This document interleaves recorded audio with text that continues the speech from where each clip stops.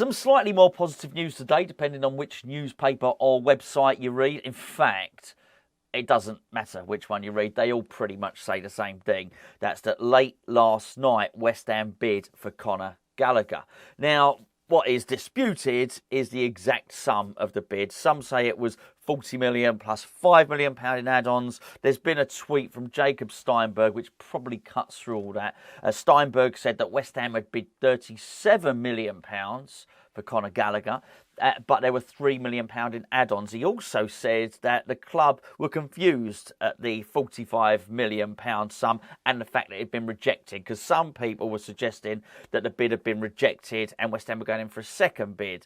As I understand it, and I don't know, I'm not in the know at all, but reading between the lines and reading all the articles, and particularly some that you trust more than others, like Steinberg, I think talks are ongoing today, and the initial bid was 37 million with £3 million in add-ons, which I've got to say sounds a little bit excessive for Gallagher, but we'll get to that in just a second. That wasn't all that Steinberg was tweeting about, by the way. He was also suggesting that West Ham had made an offer, or about to make an offer, for Scott McTominay, or there was interest there certainly, and we were making a bid today, which is Tuesday, for James Ward Prowse, about 25 million. That seems to be confirmed all over the place. So maybe something is happening now, which I'm certainly very, very pleased about, even if I don't, all the players are not my picks. Why would they be? They don't need to be. We just need to be in a situation now where the sort of board transfer committee, if you want, agree on the transfers. I think that's really got to be the most important thing. Now, before I go any further, this video is sponsored by the OneFootball app. So if what you want to do is keep up to date with all of these stories, be it McTominay, be it Ward Prowse, or of course be it Conor Gallagher, then you can do a lot worse than download the OneFootball app, which you can download by using the link below. The OneFootball app will go through all of the websites, all of the newspapers, and cherry picking all the West Ham stories, and particularly all the transfer news if you tell it to, because at the point where you download it, it asks you which team you support. You say, I support West Ham, and it will go and bundle all the news up and deliver it straight to your phone. Best of all, the app is free. Go and check it out below. Now, I'll tell you what we're going to do now. What we're going to do now is we're going to get the poppycockometer out, and we're just going to go through a couple of these rumours. Well, I'll say a couple of these rumours. Let's go with the Conor Gallagher one, because for me, this is the truth. I do actually believe that we are bidding for this player and we are interested in this player. Now, as I say, I'm a little bit concerned about the price. The price seems high.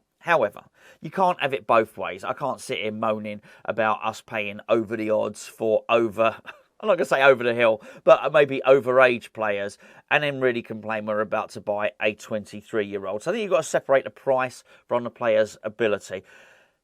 He's probably unlikely to depreciate in value. So I think that's the first thing. That's what I don't like about, sort of buying João Palhinha or somebody like that. So I think that's absolutely fine. If he works, maybe he's worth a little bit more. But maybe, just maybe, he's in that wonderful category where he just works out and he's a good player for West Ham, and we don't look to sell him. He just becomes a good player for West Ham for the next 10 years or whatever. And if that's the case, I know nobody stays around for 10 years anymore, but my point is, maybe Man City don't come in for him. Maybe Chelsea don't come and sign him back. Maybe Man United don't want him. Maybe at where West Ham level is exactly his level. And do you know what? If you're going to keep a player like that for a long period of time, he's a Londoner. Well, he's from Epsom. Is Epsom? I know where Epsom is, just south of Youghal. But it's inside the M25. We call him a Londoner, right? So he's a Londoner anyway. And I think, you know what, if you can get a player that's going to score you goals, and I think he will, and he's going to play at your club for a long time, then in the current market, I don't think that's really too bad at all. And it doesn't get rid of all of that transfer budget that's coming in from Declan Rice. That still leaves some money to spend, which will take us on to the other players as well. I have noticed there's a little bit of a concern with the player's ability. A lot of people saying that he doesn't do much. All he does is run around and score goals. I'll tell you what, that'll do. That'll do. And, well, look, if David Moyes can find a combination and a midfield set of tactics that allow him to thrive and incorporate Lucas Paqueta, then Lucas Paqueta can do all of that stuff. Actually, we've missed a bit of energy in the midfield for quite some time, and I'm not suggesting for a moment that Declan Rice and Thomas Souček don't have energy, but this kid's perpetual motion, and he is box to box, which I think is probably what we need. For large parts of last season, Declan was told to sit, and I think actually once he was told to sit, we improved as a result. But Declan could play box to box. He didn't do it all last season. Let's be fair. In terms of Thomas Souček, David Moyes pretty much turned him from an attacking midfielder into an auxiliary centre back. So to actually have somebody that will do all of it will be really good. And I'd also like to point out that, whilst a lot of people are saying, that Conor Gallagher's not the best passer of the ball, and I don't think he's bad. I think he's a decent passer. He wouldn't play first team football for Chelsea if you weren't. But I'll say one word to you. I won't. I'll say two words to you, and that is Tim Cahill.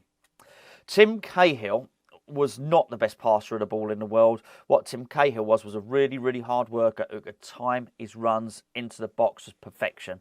Gallagher can do that. Gallagher has got that now. So he just knows when to get in the box. He can sense danger, and he's a good finisher. And you know what? If there's anyone that I would suggest can get the best out of somebody like that, it is David Moyes. He's got a track record of doing it. In fact, I think he's probably more likely to get a tune out of Gallagher than maybe some of the more silky and skillful players that we've seen. So I don't mind this one at all. And I think I've never been overly fussy about how our goals are scored. I think that's the thing. I don't need everybody to be dribbling past everyone. I don't need everybody to be spraying sort of 40, 50-yard passes. I mean, let's be fair. Nigel Gerd can do that if we need someone to do that.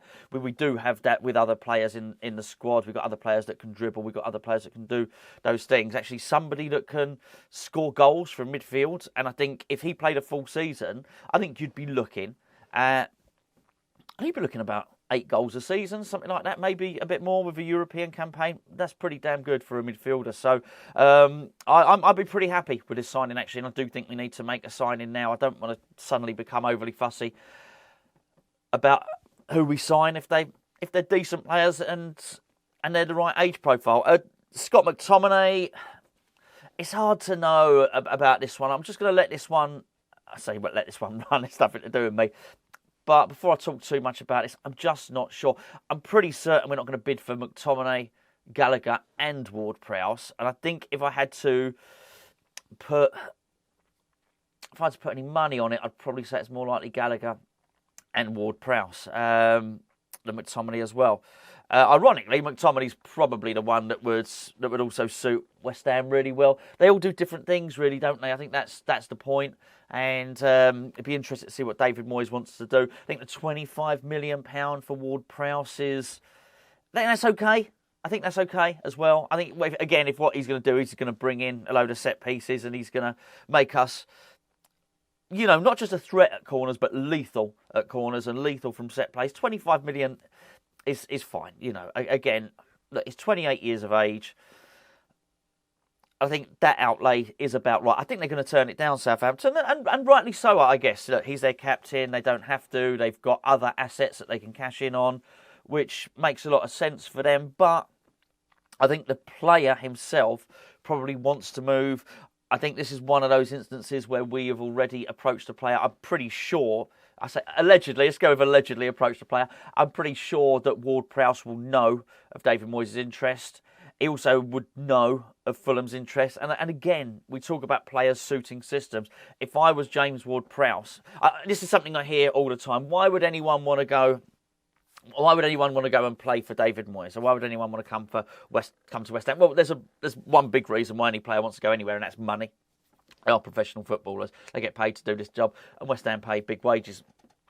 I absolutely understand, why would Coutinho want to come and play for David Moyes? Well, he wouldn't, would he? Let's be fair, he wouldn't fit it. But James Ward Prowse would want to play for David Moyes. I've little doubt about that. And I think he'd probably rather play for David Moyes than Silva at Fulham. Now, I've got nothing to back that up at all. But I think it's easy to look at West Ham and think West Ham are a basket case of a club. West Ham's a circus and all the rest of it. I think because we're in it and we look at that and we get upset and we get frustrated that things aren't going our way in terms of transfers, it's easy to think that everybody else knows every minute detail about West Ham. I don't think they do. I really don't. I think actually, if you're a player looking from the outside in, you'd be more concerned about Fulham than West Ham. You've got pretty much, what's his name, Mitrovic saying he doesn't want to play another game for the club. You've got, excuse me, you've got other players looking at being poached by Saudi Arabia. The manager, I know it might have settled down the last couple of days, but these people don't give up. You look at Jordan Henderson. When Saudi Arabia come in for someone, they do not give up. And I think if I was a player looking at that club, thinking, well, hold on, they might well be looking at losing their best player, Mitrovic. If not, he's almost saying he doesn't want to play for him again. That wouldn't be... If I was Ward Prowse, I'd be wanting Mitrovic in the team. Let's put it that way. And also, you might be looking at it thinking, well, we don't know who the manager's going to be. So, at that point, even from the outside, you probably look at West Ham and think that's a steadier, safer pair of hands. Although, we've got our own internal infighting. But don't assume that everybody outside of West Ham's looking at West Ham thinking, that Mark Noble and Tim Steidten and David Moyes and David Sullivan, transfer committee's not working out too well. They probably completely oblivious to it. I wouldn't be surprised if other players are looking in. They're just seeing a team that's in Europe this season that pay big wages, have just won a trophy. There'll be players that want to sign for West Ham. I don't think that's the problem. I think it's our inability to get deals over the line. I think the problem lies with West Ham, not other people's perception of West Ham, if that makes sense. Anyway, I think it might be quite a busy day for news and news stories and transfer stuff. So I just thought I was going to record this late last night, but I thought, maybe the story will change overnight, so I'll get up early in the morning and have a little look and see what's happening, but it's not really changed that much overnight, so I expect it to change quite a lot today.